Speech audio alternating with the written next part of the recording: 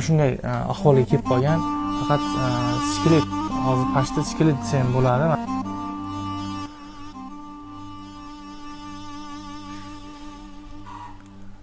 Qadrli Instagram obunachilari, bu holatni ko'rib hayron qolishlaringiz mumkin. Qashqadaryo viloyati Koson tumani Po'lati qishlog'ida mana shu oila bitta oiladan 4 ta nogiron chiqqan, ya'ni bu irsiy kasallik, miopatiya dushevniy degan kasallik. Biz YouTube kanalimizda bu kasallikni chiqarganmiz. Do'stlar o'rtoqlar, mana shu oilaga juda ham katta yordam kerak. Albatta, yurishlarida nuqsonlar bor, yura olmaydi bular. Faqat suyaklari qolgan do'stlar.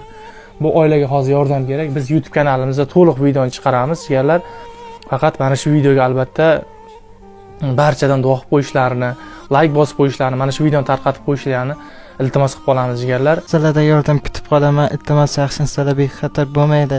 Yordam beringlar bizlarga. Iltimos, bizlarga yaxshi o'tishimizga yordam beringlar. Yaxshiliklar. Soat 5-insa qo'llaringizdan kelgan yordam bering. Yordamlaringizni ayamanglar bizlar uchun. Biz sog'ayib ketaylik, ko'p qadar yurib ketaylik bizlar ham.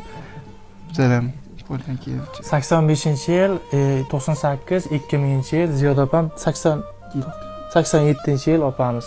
Mana shu bitta oiladan mana shu 4 ta nogiron chiqqan do'stlar. Rahmat, sog' bo'linglar, salomat bo'linglar. YouTube kanalida to'liq video chiqadi.